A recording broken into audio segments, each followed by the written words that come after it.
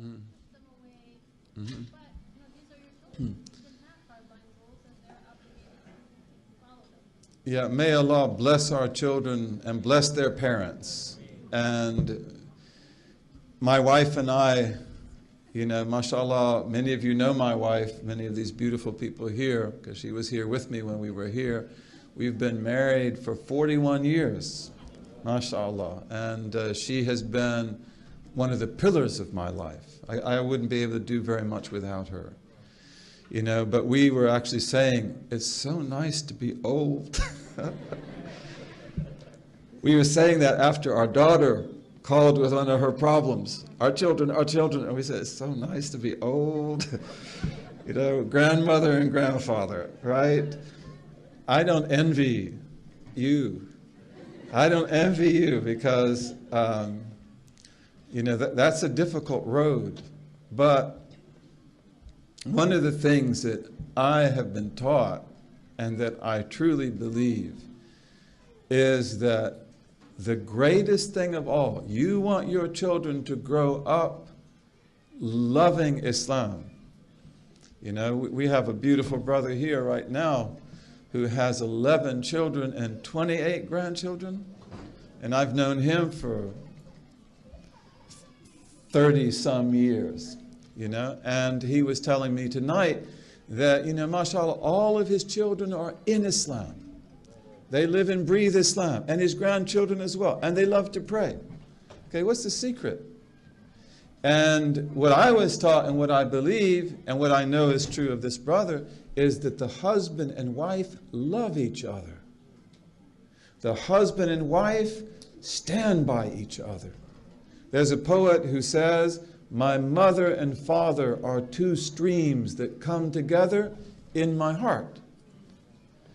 So one of the main things that we can do as mothers and fathers to help our children is to love each other as husband and wife. And that's why, and I know also that we live in a time in which marriage is often very difficult. And I don't want to discourage anybody by talking about that ideal, which a lot of us find very difficult to reach. But that's something we have to understand, that when the husband and wife disdain each other, look down on each other, and this happens a lot. They don't love each other, they don't want to be around each other. That abuses the child.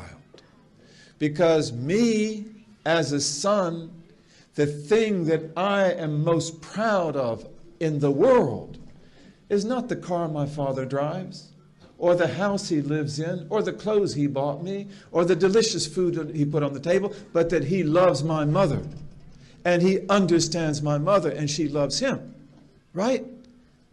And that's why we want to make our marriages work, bi-idhnillahi ta'ala. And there are many children who come from difficult families and broken families, and they're still really gems. Okay, Allah bless them. But if you look around and you see the children like the children of this brother, you will see that these children are strong children. And they are actually quite happy in Islam. And then look at the mother and father. And I can show you case after case where those mothers and fathers love each other. And although they've been married for 20 years or 30 years or more, it's still like the first day and the first night. That is one of the greatest gifts that Allah can give us. May Allah give that to all of us. Okay, and then the children will inherit that from you. But when you raise children, be ready for the rodeo.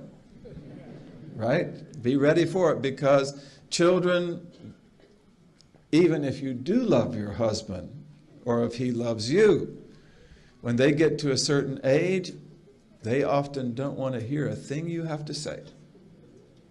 And they want to say the empowering word, no, I'm not going to do that. So that's a hard thing to go through. It's a very hard thing to go through. And here, It's like bring the children up well, give them lots of love, and the most important love that the mother and father give their children is the love the mother and father have for each other.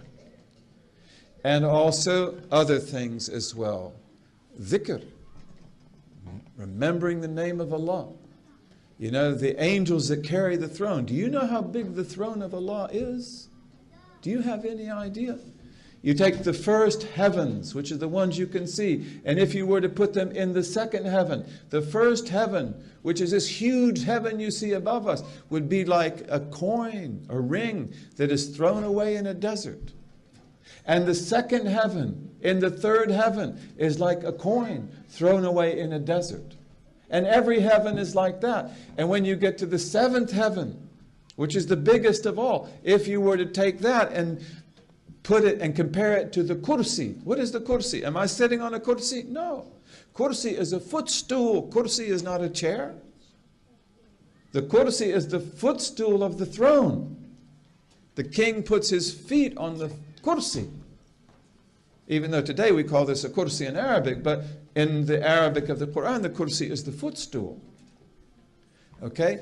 The seventh heaven in the kursi is like a coin thrown away in a vast desert. And the Prophet told us the arsh, the throne of God, has no likeness. It is the greatest thing that God created. And it's carried by 8 angels.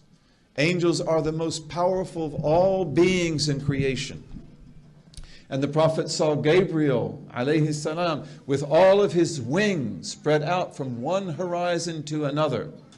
Can you imagine how powerful he is? Gabriel, he took the cities of Sodom and Gomorrah and lifted them up and turned them over and crashed them down. And that lake which was there, and we know from archaeological records that there was a lake there and that there was a city of Sodom and Gomorrah. We know it was there. And it becomes the lowest place on the face of the earth, and the water is so salty you can't hardly drown in it. Okay, Gabriel does that. And there are 8 angels that carry the throne of Allah. 8, how big are they? How huge are they? And what did they do? Subhanallah wa bihamdihi, Subhanallah al-azim, Subhanallah wa bihamdihi, Subhanallah al-azim. They glorify Allah. And that's why when you say those words, Subhanallah wa bihamdihi, Subhanallah al-azim, the throne vibrates because you are now matching what the angels say. And what else do those angels say? They ask forgiveness for you. They ask forgiveness for the believers. Okay? So this is what we are all about. You know, this is what the human being is. Human being is a very special creature. And, you know, if we give our children the beauty of the dhikr, أَلَا بِذِكْرِ اللَّهِ تَطْمَئِنُّ الْقُلُوبِ, it's only with the mentioning of Allah that these hearts actually find peace. Then it's like giving them a rope and they will go a little bit this way, a little bit that way, but they'll come back, bi'ithnillahi ta'ala. But we ask Allah to protect our children. In many Muslim communities in the United States today, I don't want to even say what the percentage is. There is a large percentage of our young men and women who don't have much to do with us. Okay, and that's not good. That's not right. We have to turn that around. We have to be merciful, bi-idhnillahi ta'ala. Inshallah.